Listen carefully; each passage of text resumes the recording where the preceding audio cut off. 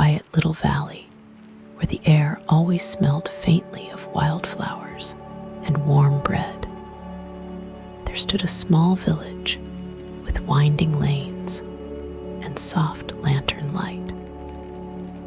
At the heart of it all sat a tiny ice cream shop called the Velvet Scoop, run by two koala brothers who made the creamiest, dreamiest flavors anyone had ever tasted. This is a story of their gentle days, their sweet-natured friends, and the hush that slowly settled over the village when the stars began to rise.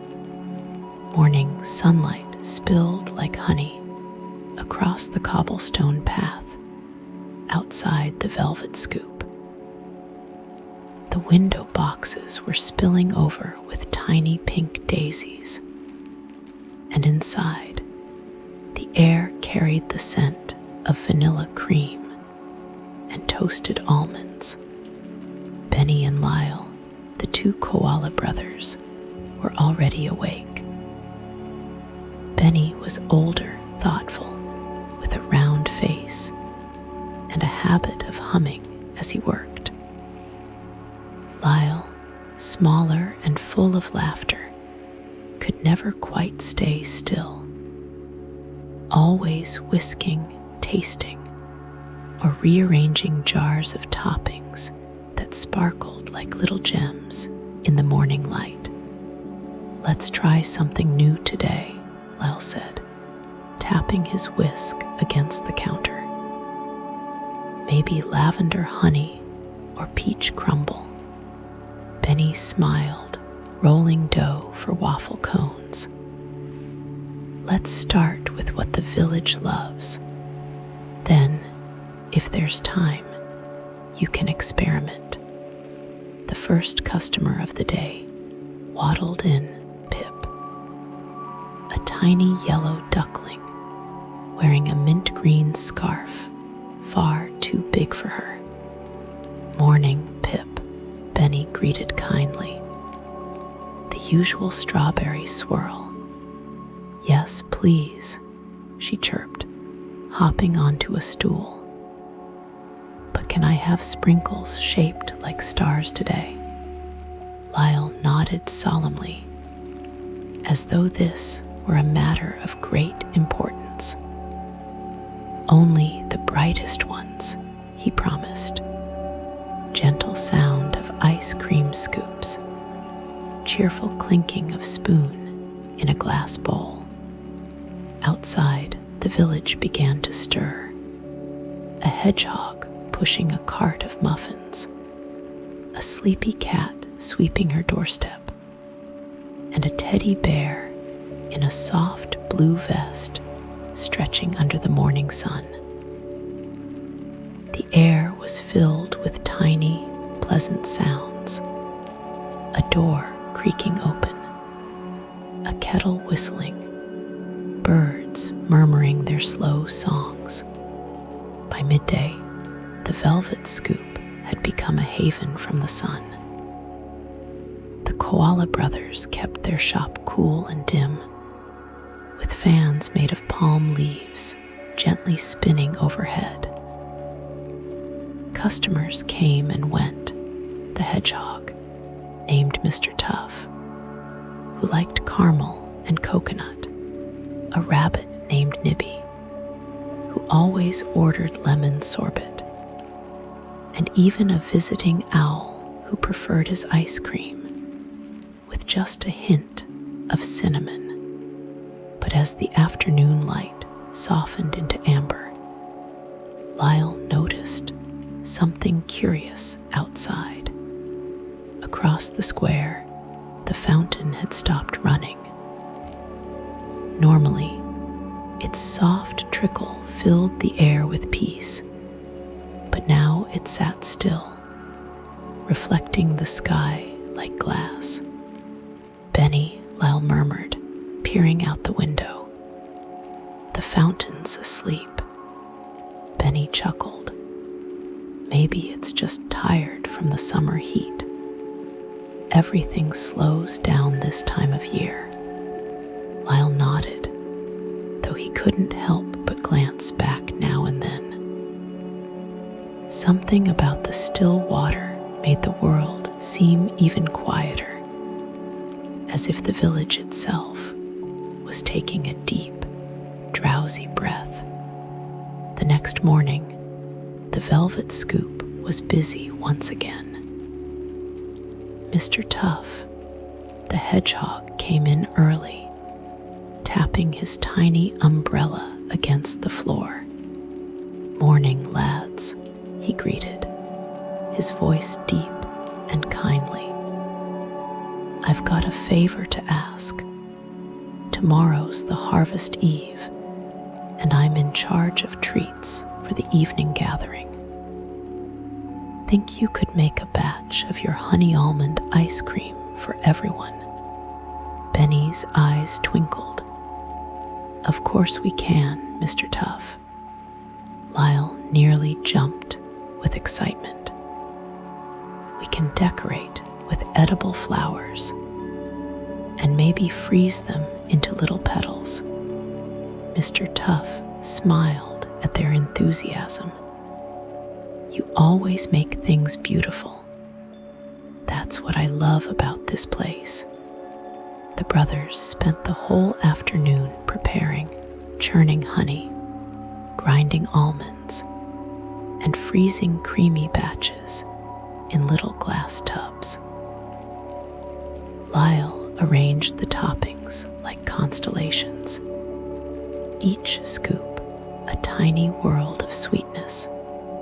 Outside, Pip practiced a small song she'd sing at the festival, her quacks echoing gently down the lane.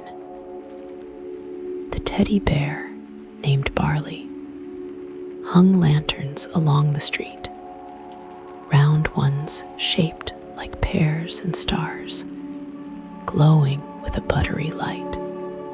By dusk, the whole village shimmered.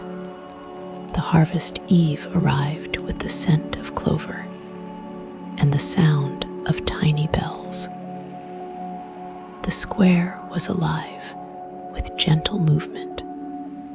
Rabbits balancing baskets, squirrels carrying pies, and Pip flapping around the lanterns. Benny and Lyle set up their stand beside the fountain, which now trickled again, glittering with candlelight. "Do you think we made enough?" Lyle whispered. "Even if we didn't," Benny said softly, "we'll share what we have. That's what makes it special." Pip was the first to taste the honey almond ice cream. Her eyes went wide. "It tastes like sunlight." Soon everyone wanted a scoop. Even Barley, who was usually shy, came forward, smiling shyly as he took a bowl and whispered, "It's perfect." The evening drifted on slow, shimmering, peaceful. Children played under the lanterns, the hedgehog hummed old tunes, and the Koala brothers worked side by side, smiling at the joy around them. As night deepened, the air turned cool and gentle.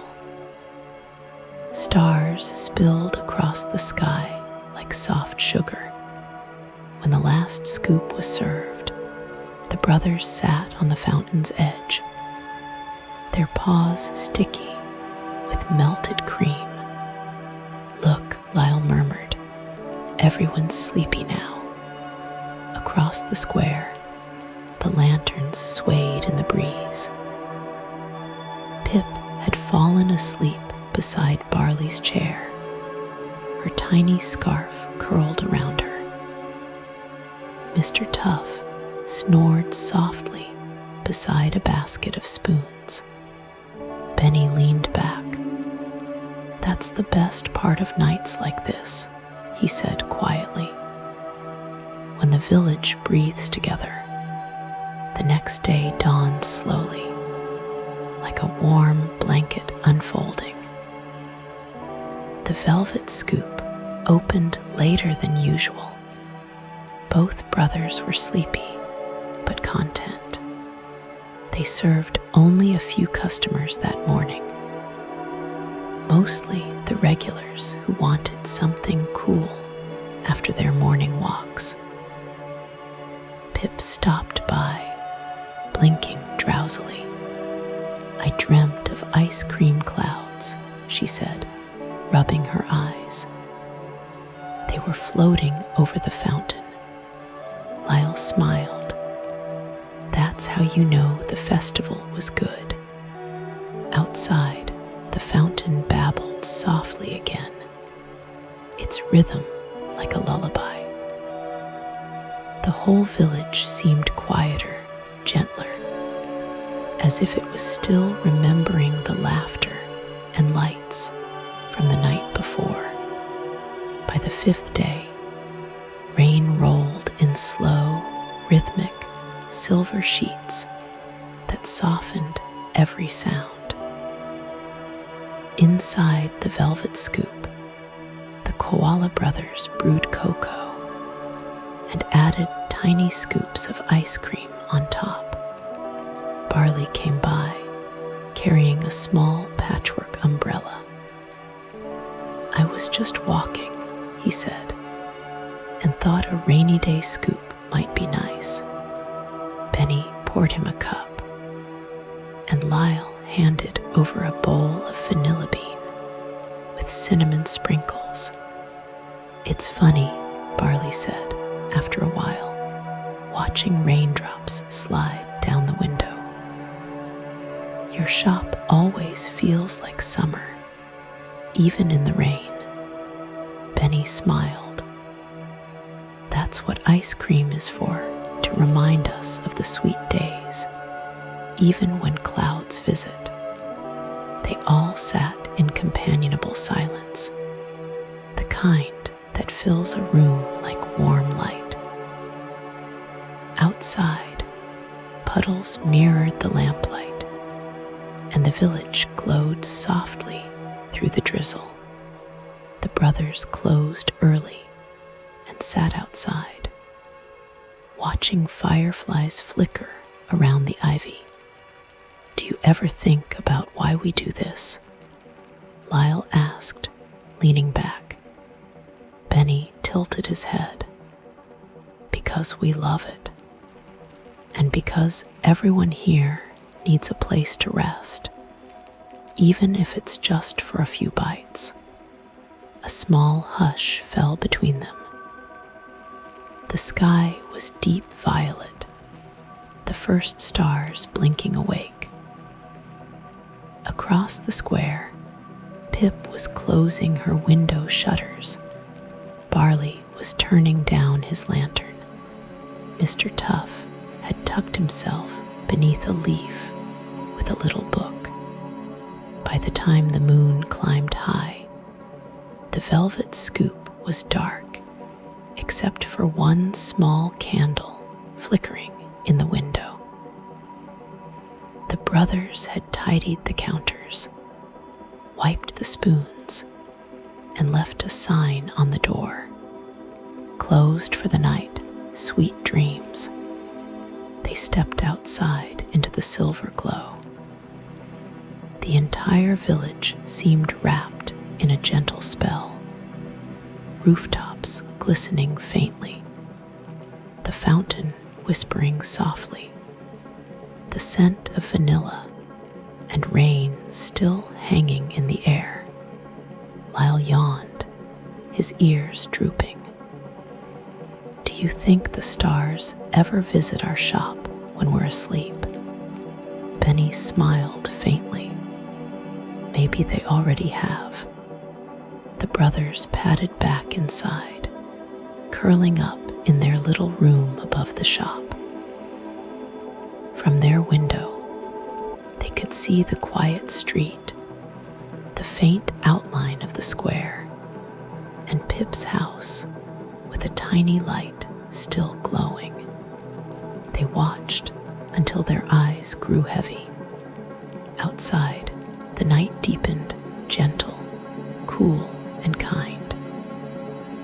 The fountain murmured a soft lullaby, and the wind brushed past the lanterns one last time.